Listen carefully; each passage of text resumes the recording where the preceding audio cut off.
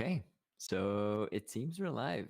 Hey guys, welcome to our fourth attempt at this live streaming stuff, talking about Anamorphic. And today we have uh, Lucas Pfaff talking to us from Berlin. And Lucas has been a very big inspiration for this channel. He has encouraged me to pursue many ideas that I thought were impossible. The first thing we worked on together was the mumps corrector back in 2017, 18. It Damn, yeah, I was, forgot about that. yeah, that was our After Effects preset for adjusting across the frame. And since then, I've done the low powered achromat, the anamorphic zoom calls, and there's a lot more stuff coming, and hopefully we're going to talk a little bit about that today. You know what? I realized I don't know how many people are here yet. Oh, I see 11 people. Okay. I don't even see the stream actually. Well, here's a secret. If you do see the stream, you're gonna get feedback audio because that's what Yeah, I was doing. I think I can like mute it then. I see it is like there's this icon that is live, but I can't see the stream then. It doesn't let me. So then you have to read me anything that people say. Only Yeah, nice yeah, things. no worries. We got 16 people now, but still 0 likes. So if you're there, I'm posting a link to Lucas's channel there, which you haven't posted recently. Any No, plans about that actually?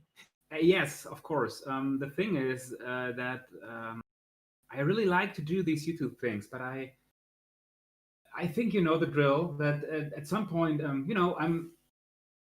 think we will talk a bit about the stuff that I do in my spare time, because sometimes I'm more like the hermit, that sits there in the dark at night and it builds things, and I get a terrific enjoyment out of that. To just do my thing and yeah, develop something. And while I do these, I like to make these videos for YouTube. I often don't find the time or the muse to do it, and I have a few things actually on my waiting list, where I have I have to wait for a few things to for a bit of infos to yeah, shoot these things for now. But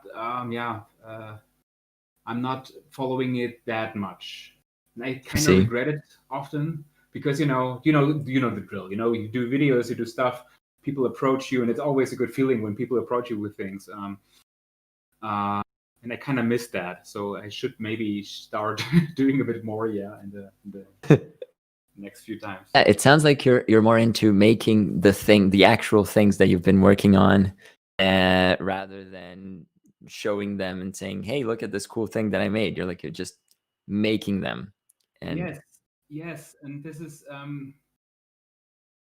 sounds a bit crazy, because in some regards, I try to make things that not only do I benefit from them, but hopefully more people could benefit from them. But there's this irony that I'm too lazy to actually get the call out so people can learn about these things.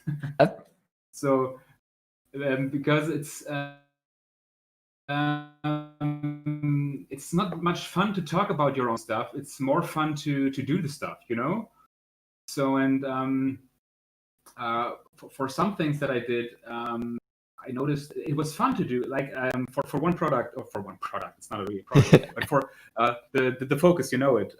I did this manual and stuff, and it was kind of fun to do this, but it also takes some serious time, and it's not, it's it was more fun to build it actually than to make a documentation for it. The problem is, with lots of these things, you have to do some sort of documentation, or else people don't understand how they have to do it. At least if it's a bit more complex at some point,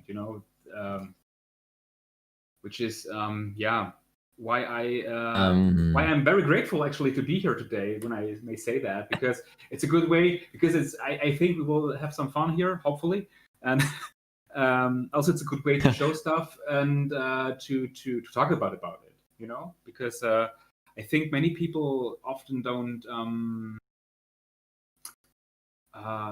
You have to find an audience. I mean, I could post lots of anamorphic stuff on my channel, but I'm not like a very good address for anamorphic stuff specifically.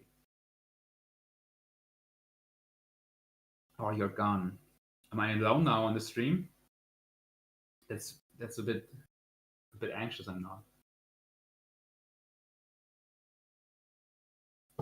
This was what I was afraid of, that I am alone on the internet and some live stream. Hi there. I don't know actually if I'm live now. I will just talk as long as Tito gets back here. So there he is. Was I live the whole time? So apparently I was, my computer freaked out. But So now we're so seeing, what am I? Where am I? Here we go. We're back. Then you know it's live, These things are plagued with issues. We haven't figured out a stable internet connection, it seems. But we are back. It's nice. Yeah, so I think the main goal actually of inviting you to talk to me today was to see what you've been up to, because we talk on the side, and I know you've been really busy making things, like alternative clamps. You have a single focus solution. You have supports. You made a mat box, and that's just a few of the things that you made. So, what would you say is your main motivation for making these things? It's like sometimes they're incredibly specific. So yes, actually, and this is like, it sounds a bit harsh maybe, but a lot of my motivation is spite. We have to clarify a few things. This is a very niche market. You know that, everybody knows that. It's a very, very niche market. And there are a few people out there, like Repetitive Technology or Radstan or John Barlow with the Hardcore DNA, that do these niche products. And most of them are very terrific products in the concept of it. And I think it's very cool that we have these things, because without them, it would be a lot harder to make things. But sometimes I get salty very, very easily with when things don't work out the way I want them to, and then I get salty, and I was like, it gets me there 90%, but the last 10% is what drives me to do my own thing then. And I don't want to give shit to any of them, because they do great products, but I get salty very easily because it's not like the way I wanted them, it's then it's tiny things then, and this is why I start to do something. Other times it's simply because sometimes there is nothing like it, and this is I think one of the great benefits these days, that we can do things ourselves that do not exist, to a degree at least. And the same goes for another time was sometimes it's the challenge, you just some guy has an idea to make something, and then you say, hey, why not, we can try to make this. Sometimes it doesn't work. I think you remember we tried to make this insert we tried, I have to explain it, I guess, for the audience. We tried to make an fishing string adapter with an oval insert for inside lens adapters to make an anamorphic of it, basically, and it failed quite a bit.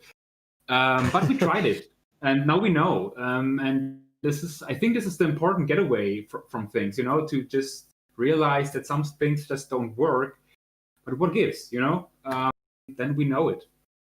And I don't think that everything I do myself is wouldn't call everything production ready or to be the best solution, but sometimes it just needs to be a solution for yourself, or in that case, for someone else. Like we have, you showed it in your video, this very low power diopter, the 0.3 or what it is. Because this is, I don't know if I would use it in production. Probably I would if I needed it, because it's so simple to do. It doesn't cost anything, probably, and it's a very good device in the end. And I think that's the beauty that we have these days, that we can do these things, for quite cheap in the end, for ourselves. So one thing that I wanted to show you first is, you talked about it last week when you did your setup for the anamorphic rigging, or for setup for camera and lenses. And then you showed this flag, and this Dinkum makes them. You have these flags, and I made one myself, and they look hideous, and they look even more hideous when you make them with a blue thing instead of a black one. But it works totally. It's super easy. It's a few screws and some, I don't know, plastic board, whatever. And I did this with a hot shoe. It's super, super easy. It was like a 20-minute build, and it worked quite well, because these are hoses for coolant for CNC machinery.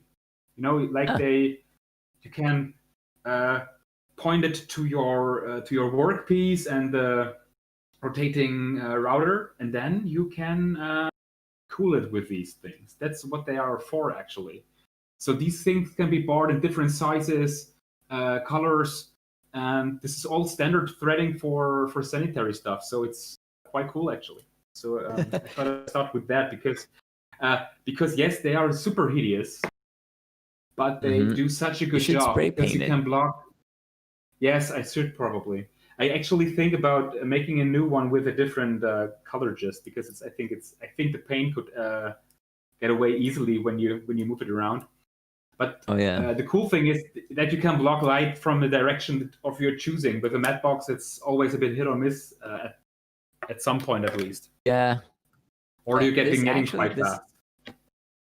This top flag has been my main goal of this week as well. Like 2 days ago, I biked 20 kilometers to pick up some random rig parts from Craigslist, because there was some bendable material with the screws like already set for film, and now I just have to drill some more holes so I can put it on my rig and just cover pesky flares.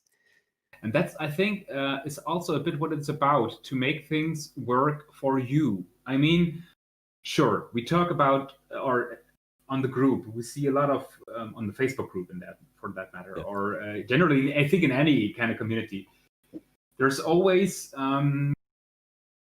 at some point some sort of elitism, and I'm not foreign to that, and I'm also sometimes like that. I know that, but if you ever been on a professional film set, you know how much frickly makeshift stuff is made there. Think of black wrap. What have we done with black wrap? Or back in the days when the Red One was new on the market, and we needed to cool it, and we needed to buy ice from the store just to cool the damn camera. So of course, many things need to be a sort of. It's good when your camera can take like a punch if you hook it up on a techno crane to a car or whatever. But in the other way, I think it's very. We shouldn't get things out of the way only because it's made yourself or it's made from plastic or something. Because. In lots of ways, these things can work out quite easily, quite greatly, actually. Speaking of plastic and materials, I know you 3D print a lot of stuff. Yes. So how do you deal with the material quality or resistance, or like how do you make sure it's not going to break and drop stuff on the ground, basically? Yeah, the thing is, I only use PLA so far. I tried to use PETG once, which is meant to be the better PLA, like a bit more sturdy and stuff. But I had a horrific experience with this. And maybe I mean, with 3D printing, the material you buy and you try is very essential to the process. So one material from one manufacturer can be very good and another can be very bad. And my experience with PVG was very bad. So I stopped using that and used PLA. And PLA is meant to be very brittle, so it can break easily up. But I have to admit, a year ago, I was also into 3D printing. And a year ago, I never considered 3D printing as a viable solution for many things, especially for clamping anamorphics, because it's too much weight, you know? Yeah. And and I think this comes a bit from the point of view how you think about rigging things. When you, for example, we have these, this is a Rapido clamp with an addition that we talk about later. So this is the Rapido, I think the V2 clamp I have here. Usually you use your anamorphic, let me take this one here, and you hook it up on the rear side of it, and then it hangs from a rod block that sits here. And you have quite some leverage all in the front. So, but if this is of course bad with plastic, because even though now I know, or now I realize that plastic is able to hold this, it will bend to a degree. But actually, with the Rapido clamp, I also noticed that this metal stuff that we have here is also bending to a degree. So when I hook this up to a lens block, this one is not it's not a perfect 90-degree angle. It hangs a bit, it sags a bit. And this is also not very good. And if you clamp it like that, it doesn't work properly. But if you do it differently, I noticed it doesn't matter, especially when we, for example, let me take this scope here. I just grabbed something from the left here. So this is the system that I kind of do now. I have this is the rear of the scope, and this is the front where a single focuser would be attached. Probably I should just use a with, just use one with a single focuser attached. That makes the most sense. And now we have more or less, this is weighted out pretty well, it sticks out a bit to the back, and we have the heavy diopter in the front. So basically, of course, it's not a perfectly balanced rig here, but the main force goes just down, and we don't have like a sagging. And if you see this, this is just held by a single M3 screw. I have, we can do this now. Let's do it like this. I have the second camera angle here. Fancy. So there's it's a very bad webcam. I hope you can. So you see, there's just a single screw holding this together. This just goes around it, around the scope, held by a single screw. But if you try to bend this, it is not really. I mean, of course, when I use a lot of force, I can bend this around, but it's not really bending much. And I came to the conclusion that's PLA. Yeah, that's just simple PLA, and it's not very expensive one either. I use PLA from a manufacturer from, it's called Material for Print. It's a German manufacturer which is located close to my origins, so where I come from, where I was born.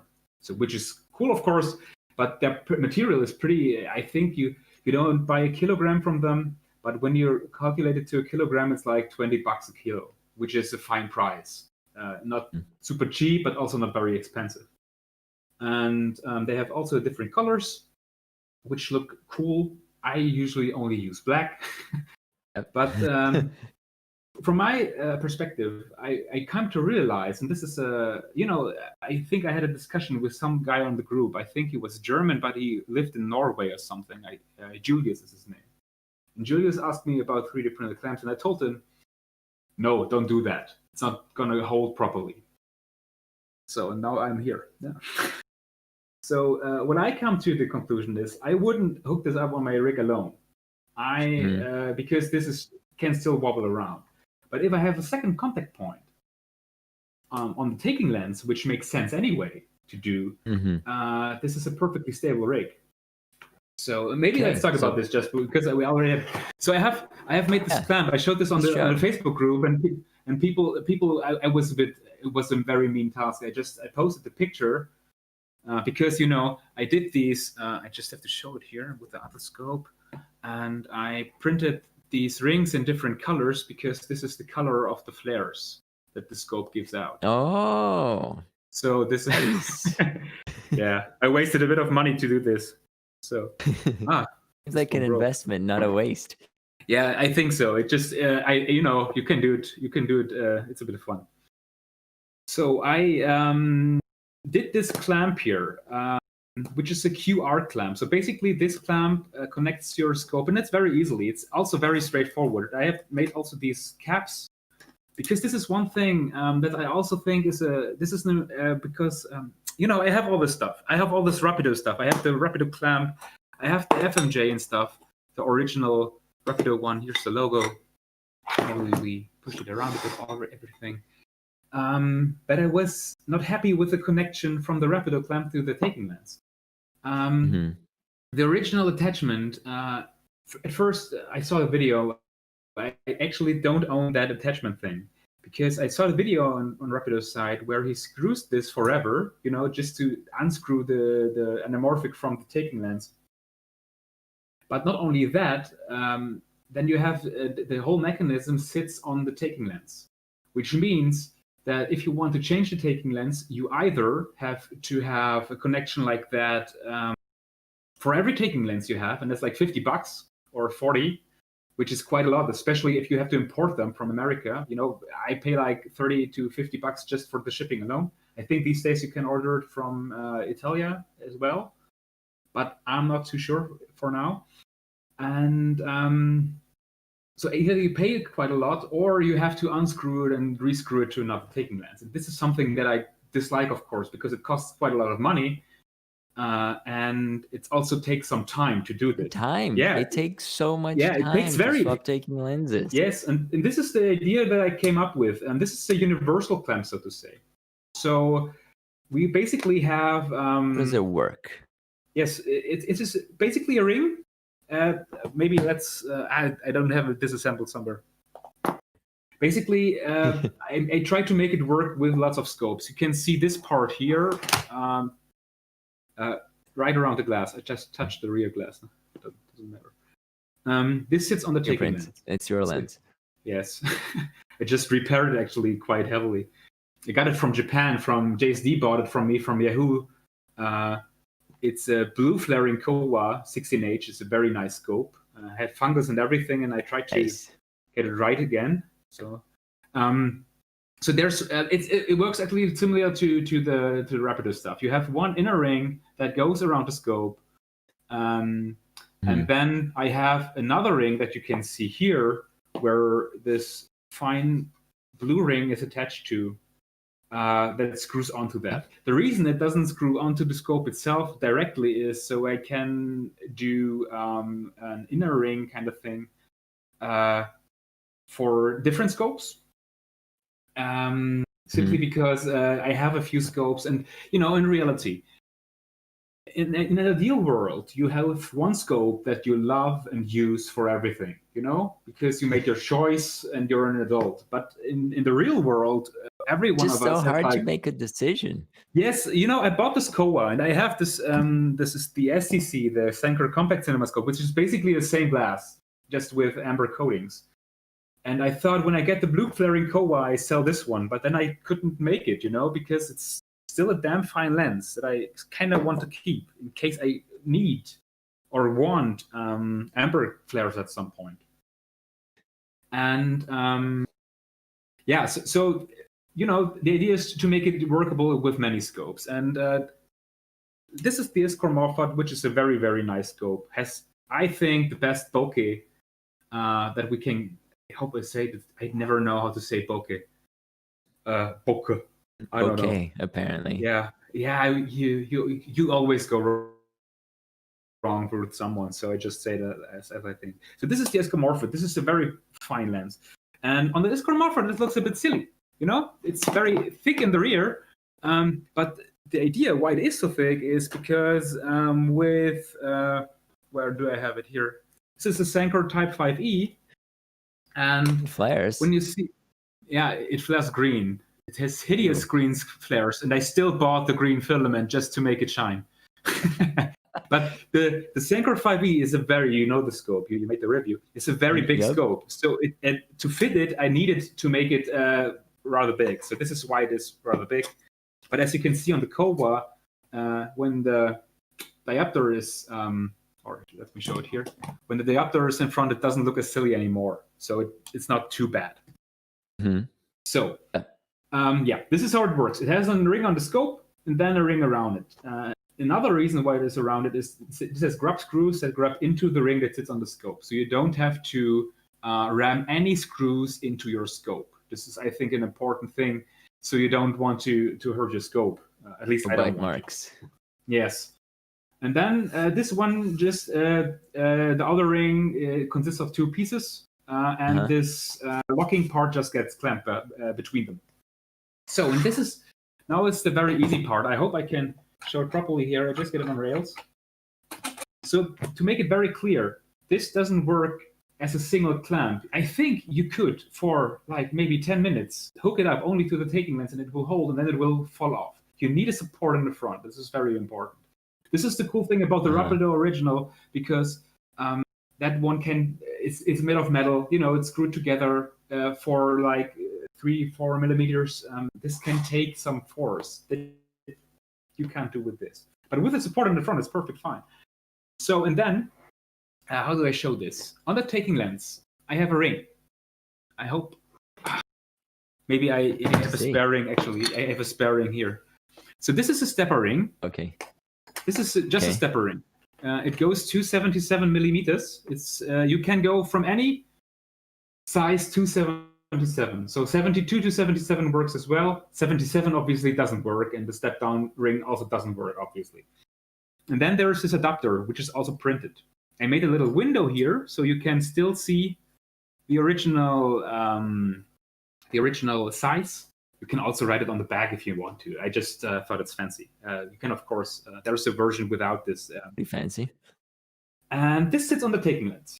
I have a second taking lens here. I have some dots on here so you can align it better. And so what costs a stepper ring? $2-3.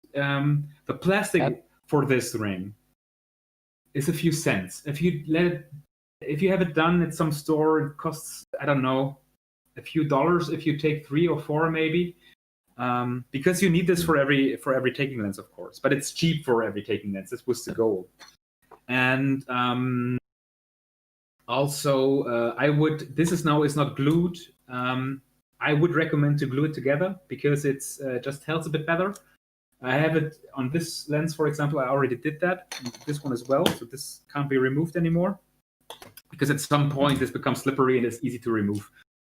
So, and we don't want that. Then we have the dots on the ring here, and we have the dots on the taking lens, right? Mm-hmm. And we just align them so they sit together, and then we push it just on here, twist the ring, and then it's tight. So now it's aligned. So that's it. So, and let me quickly, because people asked me, Tim asked me, how stable is this? And I tried it, and I'm pretty confident with this. These screws are not locked, you know? These are bouncing around. It doesn't. Oh, okay. It doesn't fall off. So I was a bit anxious when I did it the first time, but now I'm pretty confident. I was anxious just watching it. So yeah, I mean it's a rather stable connection. Of course, you have to make sure that the grub screws inside the adapter sit tight and that the scope is tightly screwed. But in the end, this is a very solid connection, and then we can just screw it off. You know, you can switch to taking lens. We take another one. Come on. of course, now the rear cap is a bit stuck here. So this is always when I try to show things. But you know, then you push it on here, you align it again, push it on, screw it tight, and then it's locked. You know, this is the only thing that can happen is when you lock it tight, that you unscrew the stepper ring while locking it. This is something you can't do much around that. You just have to screw it on very tight and not force it onto.